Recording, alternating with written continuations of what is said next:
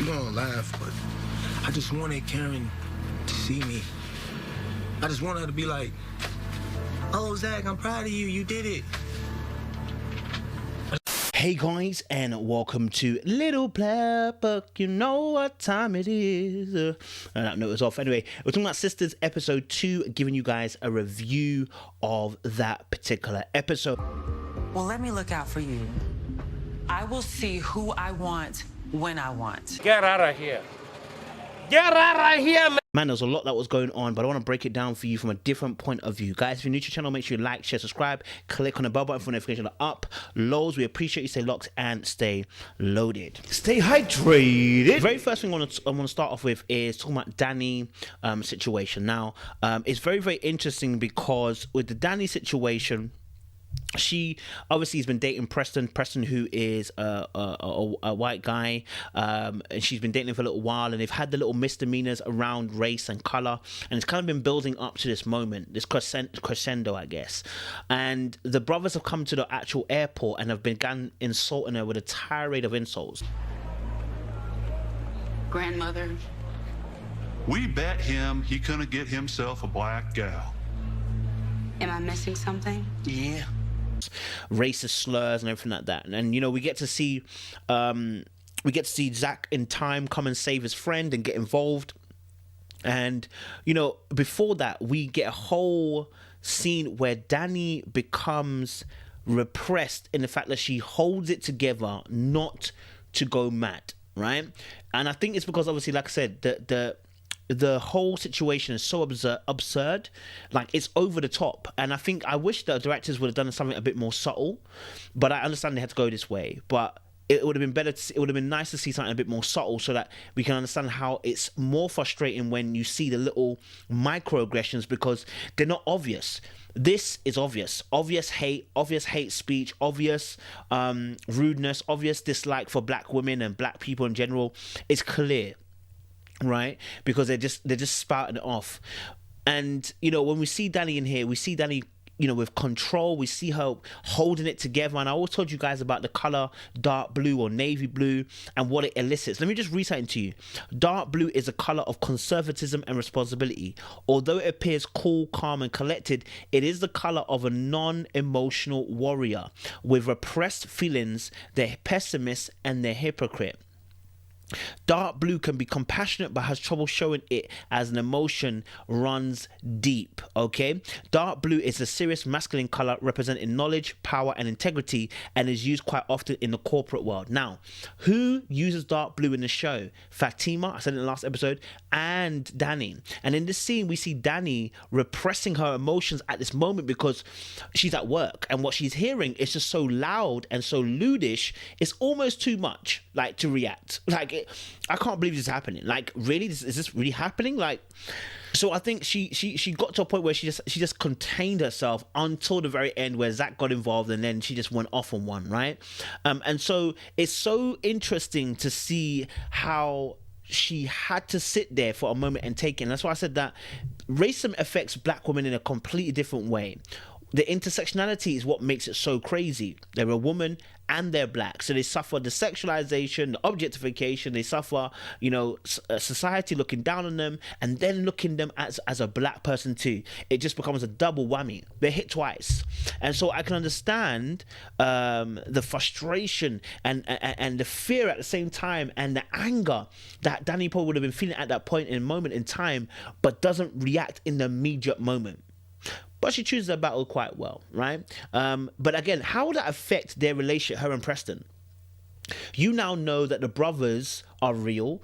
Preston told you that obviously his brothers are racist, but now this makes it really real. How do you go on? How do you continue the relationship? How do you continue to move forward in a relationship? How do you look to actually establish a relationship in the future? Because now you know the family are not going to accept you. So my thing is this: is it really worth it? Is Preston really worth it? Is Preston really worth your time and your energy? That's a question you got to ask yourself. Is he worth this? Because all of that nonsense that happens is going to continue. right? To the point that we saw him at the very end and he was beaten up and left outside the house. Do you want to continue dating him with that knowledge that you're already facing so much in the world and then you're adding this aspect to it? Well, are you sure he's not in on it? I know he's not in on it. He has a good heart. Danny, are you sure? Yes.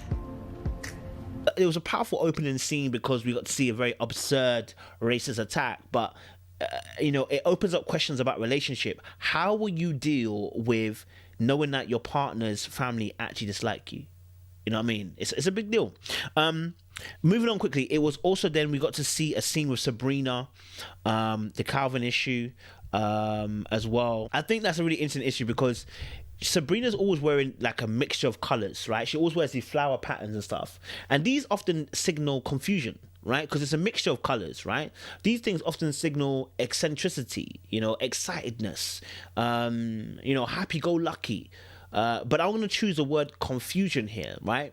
Because she is in confusion at the moment. She's stuck between a rock and a hard place. She's got Calvin on one hand and she's got this new guy at work as well. The new guy at work signals, is showing her a level of manhood or masculinity, if you want to call it, or masculine energy she's talking about that meets her demands. I just want something a little bit more rugged. Oh, you want a concussion? What? Yeah, you want somebody to knock that head. Calvin isn't doing that. Why? Because Calvin likes being spooned. He doesn't like spooning, he likes being spooned. Stay hydrated. He's eliciting certain behaviors that oftentimes are attributed to the feminine energy. And so now she's struggling to find her lane with him because that's not what she's used to. But the problem I have with Sabrina is the words that she uses. I think it was like rugged or I can't remember, rugged and hard. Something a little bit more rugged. She wants a man that's a little bit more harder. What she's trying to say is that, listen, I don't think he's masculine enough for me. He's not meeting my level of masculinity that I desire and require of a man that I know about. How I understand masculinity, how my femininity relates to the masculinity. At the moment, he's a little bit too much feminine energy for me. He's doing the same things I'm kind of doing. You know what I'm saying? Like we see with Calvin, he's very open, very, very open, non-judgmental, is open to his emotions, open to speaking. He's going to move in with, the guy that's gay. I always forget his name, bro. Like, I don't know why. I like him. He's funny as well. But he's moving in with the friend, right? And he's always trying to crack jokes on Calvin about him being gay, etc., etc., right? Like a lot of men may not find that comfortable, but Calvin finds it comfortable. Right? So when she was saying a bit more harder, I thought that's what she meant. Stay hydrated. I think she meant a man, your man's man kind of thing, your typical man's man kind of thing, right? And someone might say, what is your typical man's man? I don't know, but it's obviously there's certain behaviors that are considered to be in this world manly man. Do you know what I mean? Like I know that obviously certain aspects that I do are a bit more feminine. Like you fam. The way that I interpret information, the way I see certain things will carry a feminine energy, right? Not female, feminine energy. I need to get it very correctly. It's the difference. And so, for instance, the new guy at work, he played American football, and look how oblivious he was to his colleague being gay. Look how oblivious he was. He was so oblivious to it. Why? Because he's so soaked in testosterone and being around other men, he didn't realize that the colleague was gay. He just assumed the guy was a little bit more feminine, or he didn't assume that maybe he was a bit more camp. He didn't assume the guy was gay, right? Because all he's ever seen is the football world. And that conditions you to be a certain type of way, which is what Sabrina's wanting. When the colleague said obviously about his zipper's undone, she was quickly looking, right? And so she's showing us there's confusion in the camp because she's saying she doesn't want to get rid of Calvin. Myself. Okay, well go out with the man and get unconfused. No, I don't. Works here. My mom always said, never put. And this is the problem where people get into a space where they like something, but they're literally waiting for something better. Real spit. You're not convinced. And that's okay. If you're not convinced, though, let Calvin go. Let him go, sis. Stop playing with him. just be real with yourself and be brave and say to yourself, hey, I'm not convinced. I don't think you're the one for me. And move forward. You know, people appreciate that honesty. But the thing is, she's trying to have her cake and eat it. She's trying to have a safety net whilst playing out. Sis, you can't do that. That's rote. That's rote. We don't like that over here. Okay? All right? But this is for me. I gotta show who I really am. And the new girl, she made me feel like I could do whatever. She ain't never make me feel like that. Zach and Danny's situation is really interesting because, again, you know, we're talking about the colors. You know, white is a very key color. The key words along with white are, you know, innocence, purity, cleanliness, equality, complete, wholeness, simplicity. You know, these are some of the colors of white that, you know, when you think about it, right? And so this purity, you see this from Zach, right? That he's able to access his emotions in a pure way. The way he talks about Karen is in a pure way. Although some of his behaviors are really, really mad. I'm not gonna lie to you, right? And so it's for him. Right now, it's about the clean slate. It's about starting over again. It's about, you know, trying to start from a place where all things are pure. I'm trying to focus on me and just achieve what I need to achieve. So when he explains to Danny about the fact that, look, hey, you know, I'm emotional because the grandfather's box situation, and also as well the fact that she never believed in him. I think this is really key as well. He mentioned that Karen never really believed in him. I just wanted Karen to see me. I just wanted her to be like, oh, Zach, I'm proud of you. You did it. I'm doing this shit for me. She ain't never told me I was good at anything. But the new woman he's got gives him a strength. She believes in him. And let me tell you something, ladies. Men need belief. Okay? They want your belief. What makes these men even stronger is saying, babe, I know you can make it, you know. Babe, I know you can do it. Or, babe, that last thing that you did there was really good. Like, having your woman in the corner is different. Because a lot of people didn't hear that from their parents. A lot of people never heard, well done, I'm proud of you, from their parents. They've never heard it before. Yeah? They've never heard those words. So to hear it from a partner, it's even a double dosage. It's powerful. And so you see the emotion elicited from Zach as soon as he mentions it. As soon as he mentions the fact that, oh, you know, Karen never supported me, Karen never really, you know, backed me. And yet this new woman makes me feel so good when she backs me. I noticed as well that Fatima gave him an opportunity but didn't force feed him. Let me say it again. Fatima gave him an opportunity but never force fed him. Okay, it's key because a force feeding, yeah, causes somebody to shy away, or you're now beginning to build a man. We don't want to build a man. Give him the opportunity, let him achieve it, and see what he does. And Zach is stepping up to the plate. He's been given an opportunity, and look how hard he's working. Look how much he wants it. That's the clearest thing. Look how badly he wants it. He's not having to wait for Fatima. He wants it himself. But this is for me. I gotta show who I really am. And the new girl, she made me feel like I could do whatever. She ain't never make me feel like that. That's what you want in a man. When we're talking about the ambition, you're talking about drive. He wants it himself. He just needed an opportunity. He's hungry for it. Okay, and so we get this pureness from Zach, and that's why I said about the yin and yang in the last episode. You get this pureness from Zach in the fact that when he's talking to Danny, he's able to offer his emotions. Watch what Danny does. Remember I told you about dark blue. What do dark blues do? Dark blues, okay, they are hypocrites. Number one of their things, yeah, non-emotional warriors, right? Repressed feelings. Danny, okay, has allowed herself to be a conduit to hear his emotions, but won't reciprocate. I know how much you like him. All right, come on. Nah. See, no, we having a heart-to-heart, right? I'm here crying and shit. I've been locked up. I'm crying to you. You could be honest. Why you gotta act like you don't like him? Maybe I don't want to jinx it either, huh? It's why I love dark blue myself, because I'm the exact same way. I open up myself and let other people open themselves up, but I refuse to do it myself, right? It's hypocrisy in a save. And so she receives all this emotion from him, and when he asks her about her situation with Preston, you see her repress the feelings. I don't want to jinx it, you know, leave it alone, kind of thing, right? She doesn't want to explore the emotion, right? You know, the dark blues, they're compassionate, but they struggle. It says here they struggle to show its emotions, but they run deep. So we can see from Danny the way that she backs Zach, the way that she listens to him, the way she cares for him. She's obviously got a love for Zach, yeah, as a friend, deep lining, compassionate. But the and emotions that she has, we know they're deep, but they're not being shown. You know, so that's why the color schemes are very, very important, especially in that scenario, because we saw him open up, but she didn't want to open up. And then the next scene we see is Fatima and Hayden. All right. Did you say something to Zach? What? Don't lie to me. What, he told you that? No, he didn't, but... Which is really, really interesting. Because obviously in the scene where she goes to see Hayden, she's still in that dark blue, you know. It's still the same day. So she's still in that dark blue. Again, you know, we see the conservatism, we see the responsibility, we see the fact that she's acting cool, calm, acting collected. She went into that room like a boss, yeah?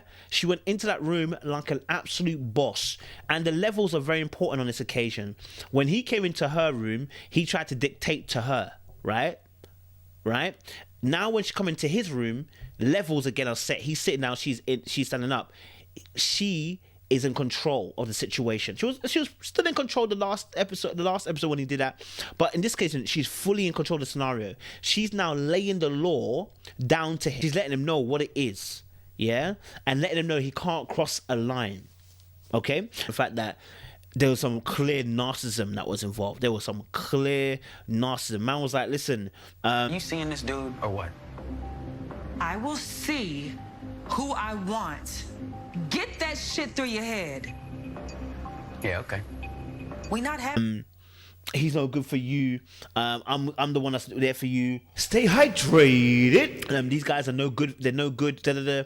I'm the best you ever... And I'm like, what, bro? Like, wait, whoa. Are you not listening? Is your ears blocked, bruv? Is there earwax in your ear, blood, that you can't hear what she's saying? I don't want you. Where's this level of arrogance and pride and entitlement coming from? What narcissistic traits are you actually showing me right now that you think that you have the audacity, the gall, the balls to feel that you have the right to let old girl know that you are her best choice? So you want to go and warn another brother? Come on, bro. That's not righteous, baby. And so she put him in his place, right? You know, we see that a very heavy masculine way of dealing with it, like coming into his territory, laying the law down and saying, hey, you can't mess with me. I will see who I want. Get that shit through your head. Yeah, okay. We not having this conversation again. Try me and see what happens. You know, so it's very interesting to watch Hayden and watching Fatima when they go back and forth. But yeah, man, I love the fact that she as well really let him know, listen, the system makes a lot of people makes a lot of people a victim, and you are lucky not to be one of them. So don't gas it up like you're amazing. And I love the fact she had to correct him on that. But like I said, he's a full-blown narcissist, bro. He's a psychopath actually, almost, because bruv, man's there looking to stalk, come to your house, doesn't take a no. Like, bruv, he needs to chill the frick out. Chill the frick out.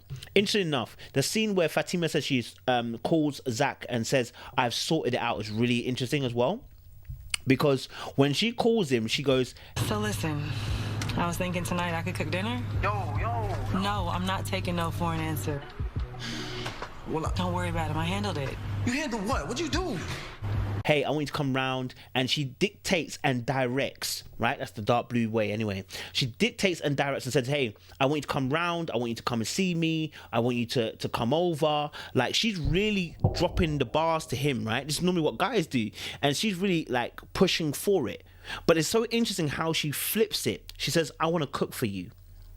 Right? So now she's gone from I'm commanding you to also going to the other flip side, which is I want to serve you though.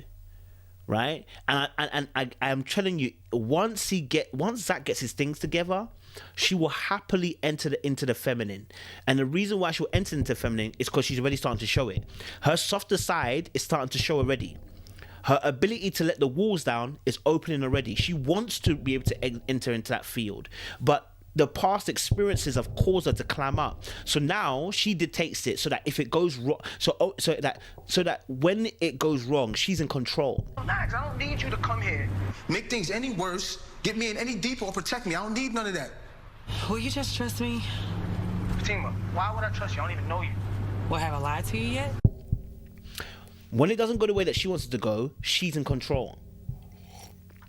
So you can't break my heart. But now she's feeling the guy. So now she entertains, okay, I'm going to cook for you. You know, I want to serve you, right? We saw a little bit of that earlier on anyway, right?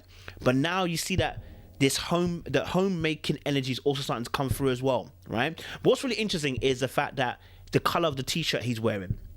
We know he's working hard. He wants to show himself, and he's wearing like a dark orange, I would say burnt orange, right? And look at this, what this reading says here, like the psychology of the color. Dark orange indicates overconfidence and overambition. It tries too hard to prove its worth and boost its self-esteem. How true is that for Zach? In this instance, where Zach is saying he doesn't want her to come over because he doesn't want any guys to talk. Number two, we've heard him talk about the fact that he wants to prove his worth. We've seen him work absolute late nights. He's even telling her, listen, I don't want no one to hand me nothing. You know, we saw that we saw that obviously his pride as well come through because he didn't want to, and look at what this is. Burnt orange says, what's really powerful is we get to see Zach really we see Zach and the Fatima situation, and we see that obviously he's wearing this dark orange color, right, on the t-shirt when he's talking to her, right? He's changed out of his normal overalls. He's now wearing dark orange. These are very conscious things. Look at what dark orange means here. I'm going to read burnt orange and dark orange. Look what it says about the dark orange and the color that he was wearing in the scene where she's on the phone calling him and he's at the workplace. Dark orange here, or burnt orange, I'm going to read, and then dark orange. Burnt orange is the color emits a negative vibration indicating pride, tension, aggressive self-assertion, right? The pride is very important because remember, he didn't want no help at the very beginning, and even now, he's still trying to say that I want to show you that I can do it. But listen to dark orange. Dark orange indicates overconfidence and over ambition. It tries too hard to prove its worth and boost self-esteem, but when it fails, which is often, it develops a chip on its shoulder. It's a color of the opportunist taking selfish advantage of every situation. But what I want to focus on, because that's not everything that applies, what I want to focus on is the fact that it says it tries too hard to prove its worth and boost self-esteem. What is he doing? It's the very thing. He said that same thing to what? To Danny.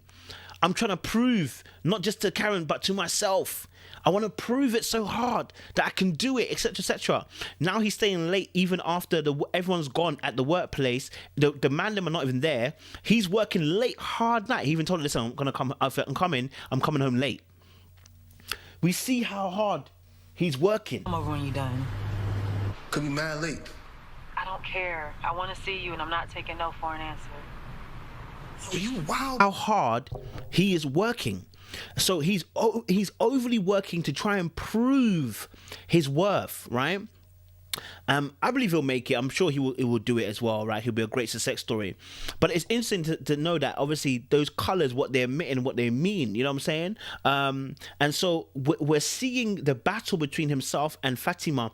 He's beginning to fall, she's beginning to fall, so he's beginning to lose the pride that he has, right? He's starting to lose the pride that he has, and she's starting to loosen the reins of control that she has, right? And I'm sure you'll start to see it more in the colors that they start wearing as the show goes on. But we're seeing a release now of two people who are starting to see that there's a worth in each individual person, what they're bringing to the table, right? And so once he starts to feel more acclimatized to being successful, the pride that he holds will begin to reduce. When she sees that he actually loves her and cares for her, she's also going to start to release the handle grips of control. It's beautiful to watch, man. And so I really hope these two, we can see more of their story as the show goes on. What I want to obviously as well is that the second scene, all added to that as well. You know, it's a hit and miss because it's like I understand his point about not her wanting to get involved, because of what it signifies, right? And what it can mean. It could end up causing more trouble, right? And I don't know if that's more of the pride talking, but it's also funny the fact that she won't let it go. She has to do something. The control element. She has to be involved. And so both parties are having to really learn they're gonna have to learn how to operate on a frequency that doesn't harm the other person, right? Because if I've said, listen, I've got it, let me handle it, I should be able to trust that you can handle it. At the same time, if you say, I don't want you to handle it, you should trust that when I say, I don't want you to handle it, I don't want you to handle it. Stay hydrated. So these two are going to have an experience of trying to shed the skin of a cloak of defensibility that they have in the course of their relationship. It's going to be so interesting, man. And you watch the scene with Andy and Fatima as well. It's interesting that Andy couldn't see that Hayden was a bad guy. Andy can't see anything, man. She's just always in love, man. She always looks for the loving side of people. She always looks at the positive side of people because she can't see anything beyond that point. Like, my girl really was actually saying, hey, look, do you know what? I didn't know he was a bad guy. I didn't know he was that bad. Sis, how you not see it? But then again, if they've had minimal interaction, so she's only seen him help her. So it's hard for her to see any other instance in terms of what he's like, really. But again, I think it's interesting that it was Andy again who couldn't see the signs of a narcissistic, possessive, controlling type of guy. You be an asshole at times. He seems nice to me. He can be. Wait, is he harassing you? Please, I would cut that. I think it speaks to her character that she's always looking at the good in the person, but she's also naive. Heavily naive. And I think they did that on purpose because, like I said, the color that she wears is all about love and fertility. Well, when you're always looking at things through the love and fertility angle, there is no room for anything else. Sometimes all you're seeing is, oh, the love. But here's the thing. And like she said, obviously, to the girls later on in the dinner at Sabrina's house, it's so hard, he's Greg, sorry. Yeah, and I know that they listen to the we fishermen calling her all day, blood, and it's so hard for her not to entertain him, right? She's deeply in love, or has, for him. So that color that she wears is quintessential of what she's showing right now as well. Also as well, when it comes to Paris and Andy as well, again, I mean, Paris and Andy, we're back here again. Seriously, yo, we're back here again. Really, are we back here again?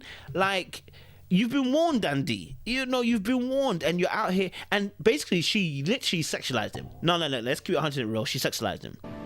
You make me feel like a piece of meat. You kind of are, but I get your point. You have a good. She sexualized him. Can we be honest, yeah? When he got there, okay, he was talking about how he wants to get to know her better and not in a drunken mode. And she was like, yeah, but and he was like, look, I'm not just sex, I'm not just a body. And she's like, well, you are great. Like, fam, that just spoke volumes. This girl does not value him at the moment, more than anything but good sex and a passing of a good time, right? I'm sure she can see the great redeeming qualities in him, but she doesn't see him more than just sex on legs. Okay? That's all she's seen him as, because her love is tied up in another man. No matter how much Paris has done, yeah? No matter how much he's going to do for her, she's not coming out of that space. And I think it speaks testament to the fact that when men try to save a damsel, she is in distress for a reason, cuz. Yeah? Like, she doesn't want to come out of it. If she couldn't see it before and you got punched up for her and she still couldn't see it, she ain't gonna see it now, blood. Yeah, that's why your mom had to get involved and save your life. But if she couldn't see it before that Greg was one of these bad guys, that you have to question her judgment, bro. You have to question whether she really has got an eye for discernment. Clearly she hasn't. She's put you on the back burner several times. Sir, please, why are you telling her to call you? Yeah, why are you telling her to call you when she's not drunk? Bro, don't do that, bro. That's not, you see, when you're a man, you have to have, be assertive. Take it, get it, want it, desire it. That's what you're about. Now, if she doesn't want it, you leave it. Yeah, don't offer that option. Don't offer that option. It's like you're likely to get hurt. Don't offer the option. Say, hey, look, I want you. I am going to call you. I'm going to take control of the situation. I'm going to call you. Yeah. If she says, then you leave it. Bro, don't waste time. Yeah, don't waste time right now, because that's how you get played. You're wasting time trying to hope that something's going to change. Nothing ain't changing. Nothing ain't changing. You're hoping and praying on a woman of prayer that something's going to change, but nothing's going to change. Why? Simply because she's got her mind already made up. If you offered it before and she didn't fix up then, offering it now isn't going to change, Paris. Yeah? So, like I said, the fact that you have to tell her to call you when she's not drunk speaks volumes. You know what I'm saying? But what I would say is that she did say she's willing to reschedule. You know, she's willing to, do it another time, right? The dinner that he offered, right? So I respect that. I respect that wholeheartedly. I want to end it on the girls group. The girls group conversation, interesting enough. Isn't it funny Danny, doesn't want to share, but is happy to tell everybody else's business? Isn't it funny how Karen came in and was so adamant that it was Zach who ran up her bills, that now she's got animosity towards Danny slightly as well? Isn't it funny that Sabrina can't cook, right? Oh, she can, but she makes it bland. But what was really interesting about that whole scene is the fact that the girls got onto Karen for almost sending a black man to prison. Now, I think there's a nuance here. For most black men who are mad nonsense ex-boyfriends, I think most girlfriends will be like, listen, send his Clark to prison. Nobody care. But I think because he's got a friendship with Danny and he's not the type to be crazy, and the fact that they've broken up, got together so many times, Zach and Karen, I think people have a level of empathy. And the fact that they're batting for him speaks volumes of his actual character. The fact that they're always fighting for him and saying, do you really want to be sending him to prison, speaks volumes about the fact that he's not a bad guy. If he was, I think they'll be telling her, send him back to prison. But I also understand Karen's frustration. Guys, how many times is he going to do me dirty here? Right, how many times is he going to do me dirty? I don't know how many times. Has he done her dirty? I don't know. But how many times has he done me dirty? Like, and you want me to forgive him? I understand, because the bank is saying it was him. Although, it's not fully 100% confirmed, but the bank is kind of saying it is him. But they made a good point. Have you checked? It could be fraud. It could be this. It could be that. You haven't checked and done your due diligence. But she's so sold on the fact that he doesn't want her to be happy because of what he did. He went in a hotel. He broke into a hotel, which is absolutely mad. I'm not gonna lie, by the way. That deserves prison. But because obviously, he has done so many things in the past towards her, like she said, and obviously they said some things in the last episode which they can't take back, but I think it's interesting the fact that she feels this way, that no one's taken up for her.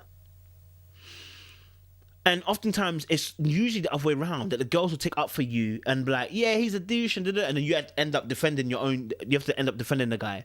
But nobody was doing that, which I think is quite interesting. Asking about me and my well-being. Thank you so much. Any one of you. Okay, well, Call him, please. yes. Thank you. It was a lot, because obviously you want your girls to defend you, and like I said, that speaks testament to his character. What was interesting is the fact that Karen obviously was like, oh, what, he's doing better for himself. It's probably a quick get rich quick scheme, right? And again, that just solidifies the fact that she can't give him praise, right? Because we heard earlier on, obviously, about the fact that he's never been supported. So part of black color that you wear, one of the things about being black is the pessimism, right? The pessimism that you may feel, the depression that you may feel from wearing black. Although black is powerful, although black is a sign of strength, of courage. It can be sophistication, seductiveness, mysteriousness, protection. The often other side of it is the pessimism, the secretiveness, the depressing nature of it. And you see the way she talks about, and power control, I love that. The way she talks about Zach in this instance is that, be a quick rich, get quick rich scheme. And the girls have to educate her. No. It's a real thing.